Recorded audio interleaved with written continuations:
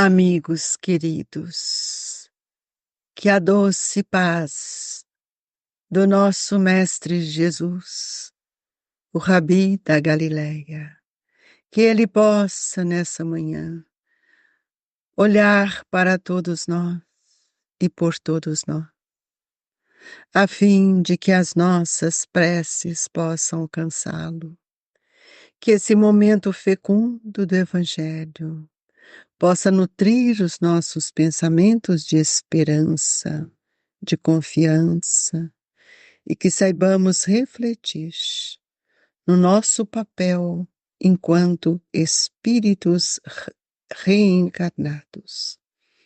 Hoje nós vamos ler O Homem de Bem. O verdadeiro homem de bem é o que cumpre a lei de justiça, de amor e de caridade na sua maior pureza. Se ele interroga a consciência sobre seus próprios atos, a si mesmo perguntará se violou essa lei, se não praticou mal, se fez todo o bem que podia, se desprezou voluntariamente alguma ocasião de ser útil, se ninguém tem qualquer queixa dele, enfim, se fez a outrem o que desejara lhe fizesse. Deposita fé em Deus, na sua bondade, na sua justiça e na sua sabedoria. Sabe que sem a sua permissão nada acontece e se lhe submete à vontade em todas as coisas. Tem no futuro razão porque coloca os bens espirituais acima dos bens temporais. Sabe que todas as vicissitudes da vida, todas as dores, todas as decepções são provas ou expiações e as aceita sem murmurar. Possuído do sentimento de caridade e de amor ao próximo, faz o bem pelo bem, sem esperar paga alguma. Retribui o mal com o bem, toma a defesa do fraco contra o forte e sacrifica sempre seus interesses à justiça. Encontra satisfação nos benefícios que espalha, nos serviços que presta, no fazer ditosos os outros, nas lágrimas que enxuga, nas consolações que prodigaliza aos aflitos. Seu primeiro impulso é para pensar nos outros antes de pensar em si, para cuidar dos interesses dos outros e antes do seu próprio interesse. O egoísta calcula os proventos e as perdas decorrendo de toda ação generosa. O homem de bem é bom, humano e benevolente para com todos, sem distinção de raças, nem de crenças, porque em todos os homens vê irmãos seus. Respeita nos outros todas as convicções sinceras e não lança anátema aos que, como ele, não pensam. Em todas as circunstâncias, toma por guia a caridade, tendo como certo que aquele que prejudica a outrem com palavras malévolas, que fere com seu orgulho e o seu desprezo a suscetibilidade de alguém, que não recua à ideia de causar um sofrimento, uma contrariedade, ainda que ligeira, quando a pode evitar, falta ao dever de amar o próximo e não merece a clemência do Senhor. Nós vamos parar por aqui porque é um capítulo, um item muito significativo e nós vamos dividi-lo. E gostaríamos então de convidá-los a elevar o nosso pensamento até o Mestre Jesus, para que nós possamos sentir a grandeza do seu amor em nossos corações. Amado Jesus, nesse momento do Evangelho, nós gostaríamos de te pedir, Senhor, que nos auxilie, que nos traga a vontade, a coragem, para que nós possamos viver os seus ensinamentos. Dai-nos, Jesus, o amparo para que nossa vontade possa crescer, ser estimulada, para que nós possamos fazer sempre o bem aos nossos irmãos. Assim, Jesus, com alegria imensa no coração, nós pedimos a estes amigos queridos, aos benfeitores espirituais, que possam ampliar o nosso entendimento sobre a questão do homem de bem. Se conosco, Jesus, que assim seja. Queridos irmãos, vamos refletir primeiro nesse tema, o que é o homem de bem. E aqui nós vamos ver que Kardec nos traz nesse item que ele vem nos mostrar, que é um pensamento dele, uma proposta dele, não é uma mensagem dos espíritos, é o caminho que nós vamos ter que buscar para que a gente possa compreender o que seja viver no mundo para evoluir. O que é um homem de bem? Será que nós somos um homem de bem? Talvez na nossa pequenez, a gente ainda vai refletir achando que somos, porque não matamos, não roubamos. Mas e o que nós ofendemos? E o que nós magoamos? E as indiferenças que estão dentro de nós? E as ofensas? Ainda libertamos do pensamento dos nossos ofensores? Então, muitas vezes, carregamos dentro de nós energias que não são compatíveis com esse homem de bem. Será que nós já reconhecemos o valor de um amigo em nossa vida? Porque o amigo, ele é uma bênção que nós temos. E quem é este amigo? Se nós conhecemos o amigo, por que não amar o nosso inimigo?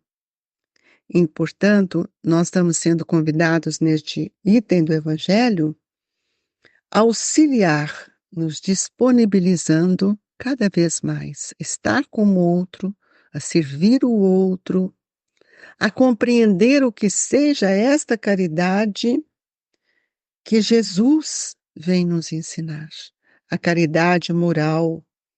E nós precisamos entender que o amigo, o companheiro de jornada, é aquele irmão que nos dá força. E aquele que ainda não comunga conosco e que muitas vezes nós o taxamos como os nossos inimigos, que são os nossos adversários, muitas vezes queremos medir a resistência àquilo que temos com ele. Então Kardec nos mostra: o homem de bem é o que cumpre a lei de justiça, de amor, de caridade na sua maior pureza.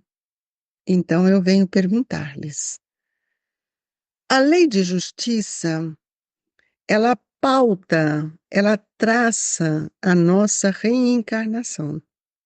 Será que nós estamos felizes com a nossa reencarnação? Com a nossa família?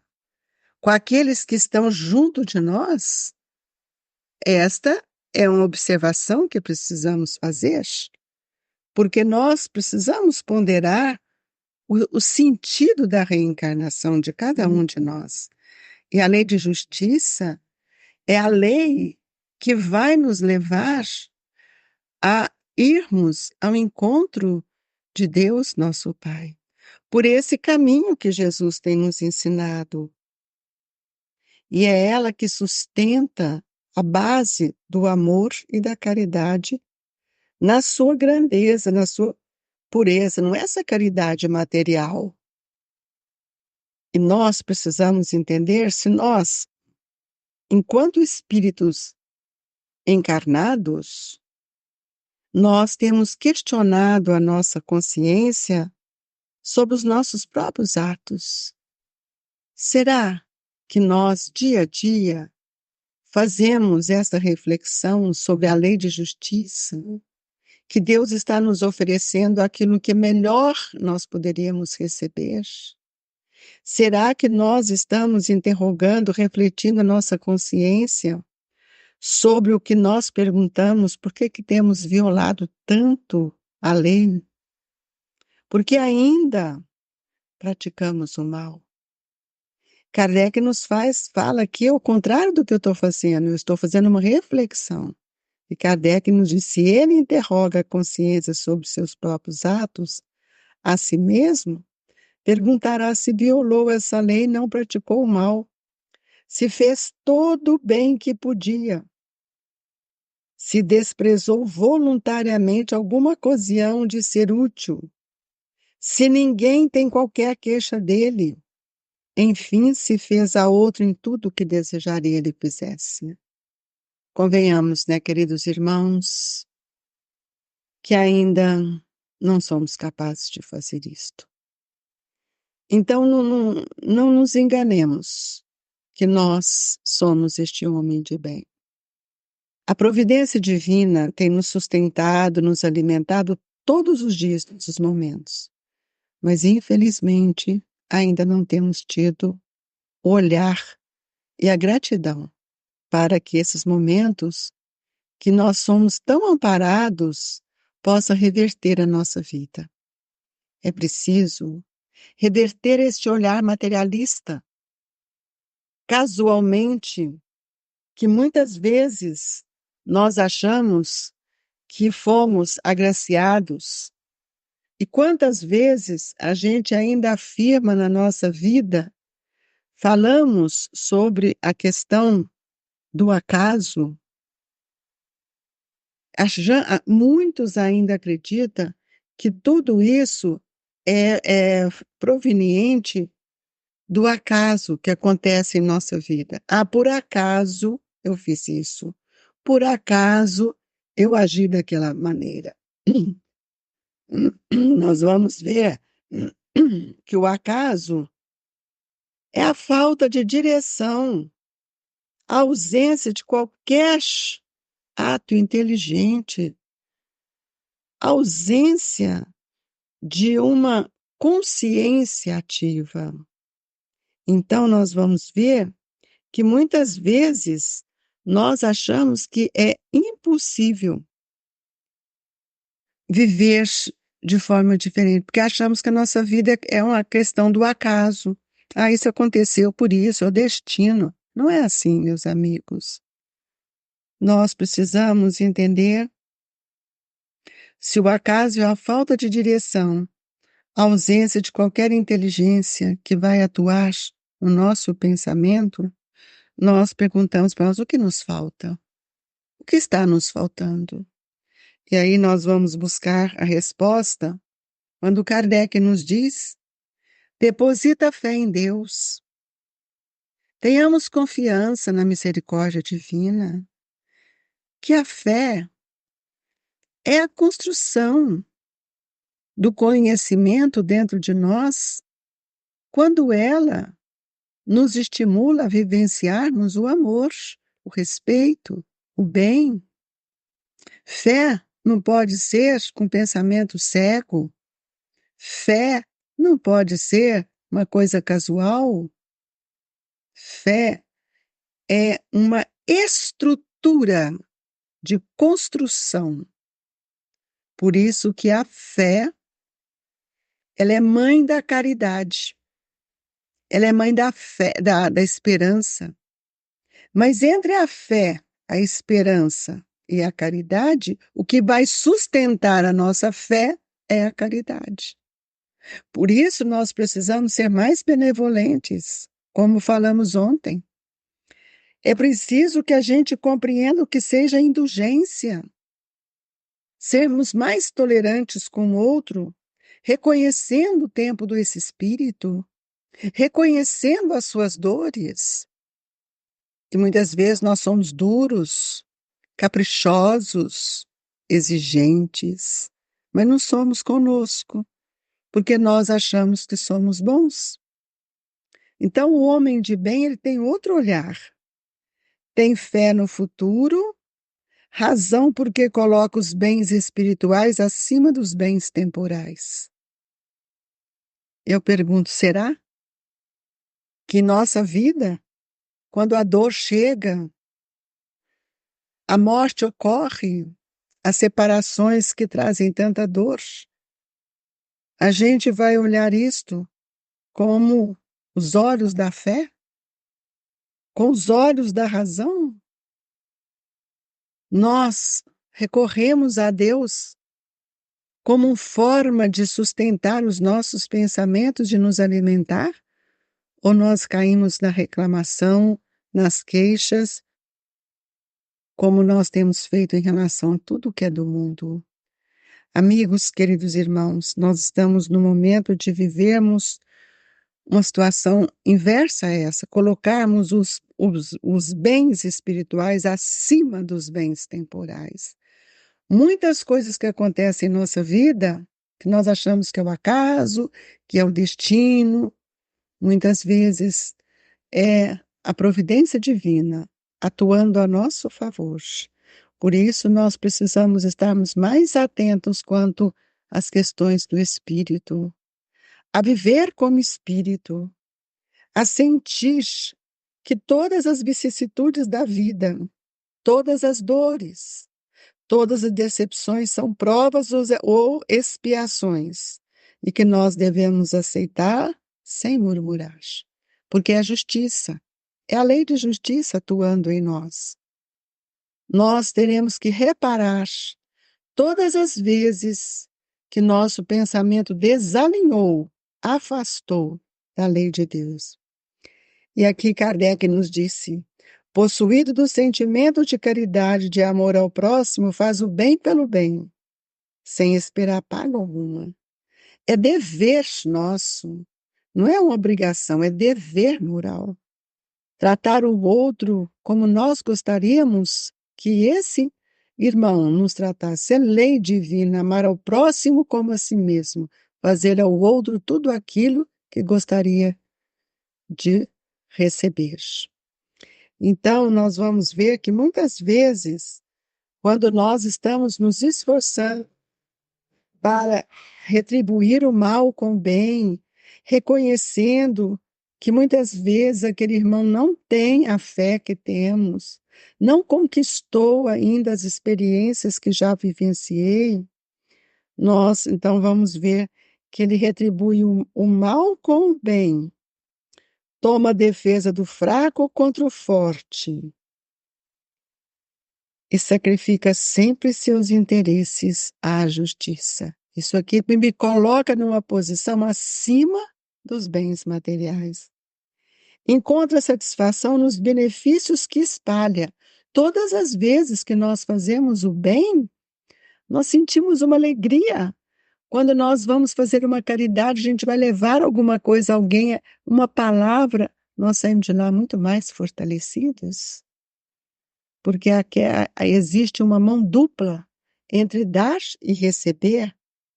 E seu primeiro impulso, desse homem que faz o bem, é pensar e repensar nos outros, antes de pensar em si. É cuidar dos interesses dos outros, antes do seu próprio interesse. Agora, por que nós temos tantas dificuldades para fazer isso? Porque somos egoístas. Ainda não estamos com esta conquista dentro de nós. Nós, muitas vezes, somos muito calculistas e calculamos aquilo que nossos proventos, as perdas que nos ocorrem são decorrentes de toda a nossa ação generosa. Não é assim. O que perdemos materialmente, muitas vezes, nós triplicamos no bem. É por isso que Zaqueu, quando Jesus estava na casa dele, ele diz: se eu soneguei, se eu lesei a quem quer que seja que aqui se encontra, eu pagarei 4 vezes mais. É o que Jesus fala, nós receberemos o cêntuplo daquilo que nós fazemos. Portanto, o Evangelho nos diz: o homem de bem é bom, é humano, benevolente para com todos, sem distinção de raças, nem de crenças, porque em todos os homens vê irmãos seus. E aí nós vamos encerrar essa parte de hoje para darmos continuidade amanhã. Respeita nos outros todos a convicção sincera e não lança anátema aos que com ele não pensam. Ninguém precisa pensar como nós, porque cada um é um espírito livre e ele tem liberdade de suas escolhas. Então, agradecemos a Jesus por esta manhã brilhante para nosso coração, nosso espírito, agraciado pelas vibrações de tantos irmãos, e que estes espíritos queridos possam estar conosco, transmitindo paz, harmonizando os nossos pensamentos, trazendo-nos a alegria da vida. Ajude-nos, Jesus, a aprender a receber esta dádiva que diariamente nos é ofertada por essa providência divina. Ajude-nos, Jesus, a nos tornarmos seres melhores. Que as energias que recebemos neste momento acoplem nosso pensamento com um estímulo renovador. Que a nossa água seja fluidificada e que essas energias nos tragam a saúde e a alegria de viver. Recebam, amigos, as vibrações do Grupo Espírita Esperança e Caridade. Que Jesus nos abençoe hoje e sempre, que assim seja.